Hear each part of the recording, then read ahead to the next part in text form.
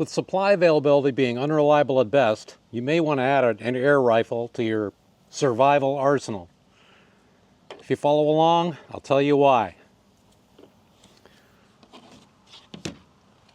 Okay, so air rifles, I didn't used to think they had much of a place in a survival situation. That was a long time ago, and the air rifles were they were questionable. They had questionable quality at best, and it just seemed like a kid's toy to me. But since then, over many years, I've had many different air rifles. As you can see, I have a few examples here behind me, and I have one here in front of me. This is a Benjamin Marauder FT in 22 caliber. It's a PCP, and this is not what we're going to talk about today, but this just gives you an example of the fine weapons that are available for you. So let's move on to something probably more realistic, because these aren't all that expensive, but the supporting equipment is. It's PCP, so you actually pump it up or use compressed air out of an air compressor or a compressed tank, and that's expensive. So I've had this for about 15 years, maybe 20. Wow, somewhere between 15 and 20. This is a Benjamin Trail NP. NP stands for nitro piston. It is a break barrel. This is actually the original scope for this, the one that came on it, which really surprises me because break barrels really eat through scopes, or springers in general. But this one is a nitro piston. It doesn't have a spring. But with some of the other ones that I've used, that really doesn't matter, because the nitro pistons eat through scopes too, especially in the Magnums. They just have too much the dual recoil. So it'll recoil back, and then the spring comes back and it recoils back. So they're really hard on the scopes and the optics. And as you can see, this one has no sights at all. Fortunately, my Magnums do, so if I lose a scope on a Magnum, which I have, in fact, one of them doesn't even have a scope at all on it anymore. I got tired of buying new scopes and trying to find something that would work. This has taken a lot of game. This has fed my family on a number of occasions.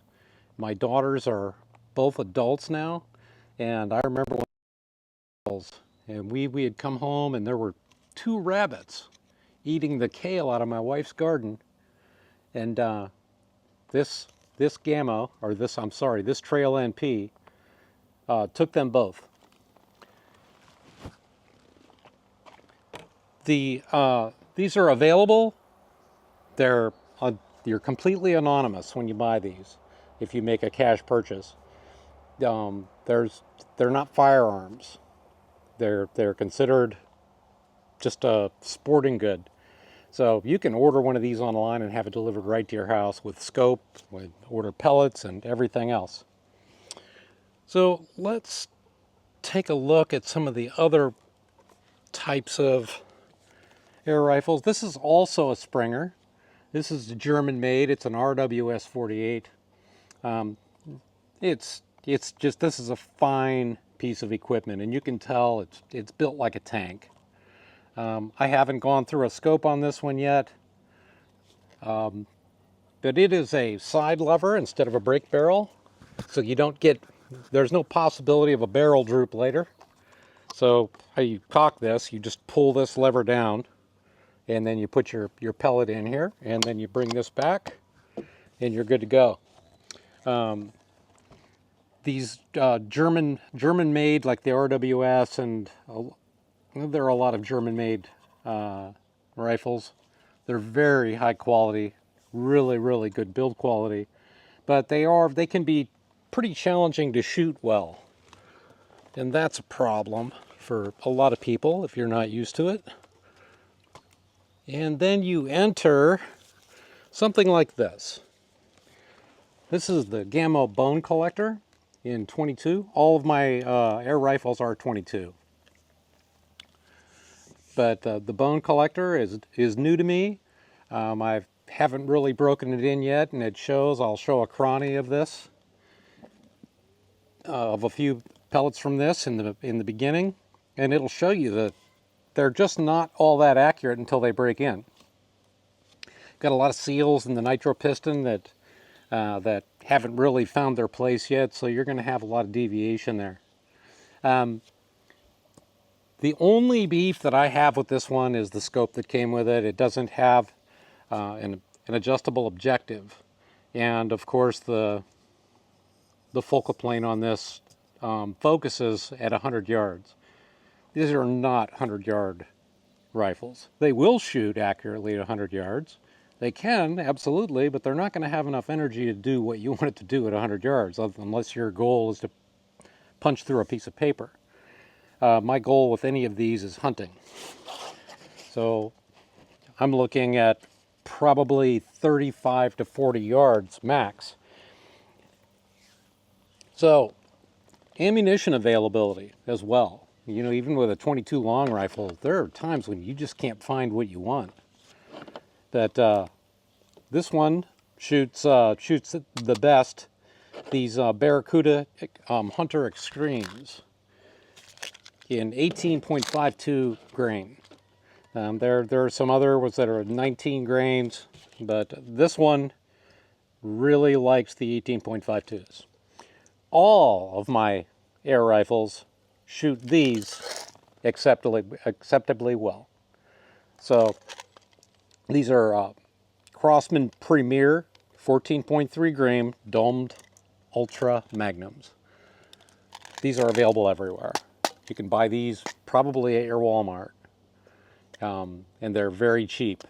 And this is a tin of 500 pellets.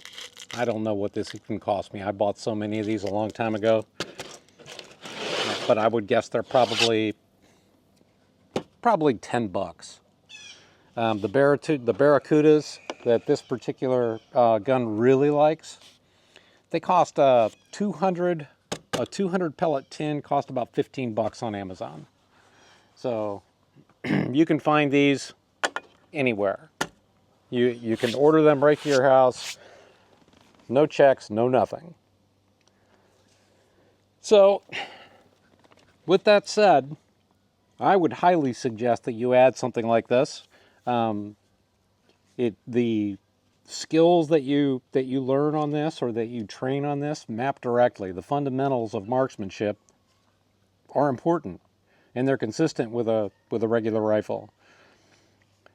I'm going to do a full review on this in a future video, probably next week, maybe 2 weeks. I do have some other things that I need to discuss, and I'll also do a review of this Marauder FT.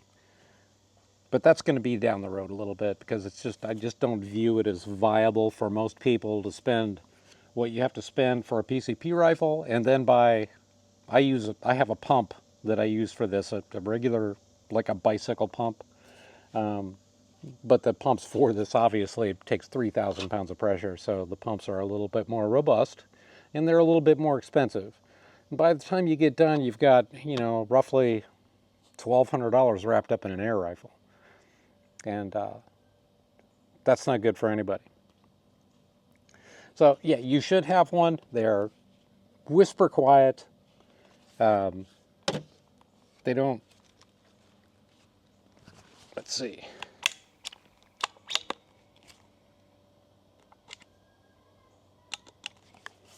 Oh, I think it's gonna, okay, now I see why.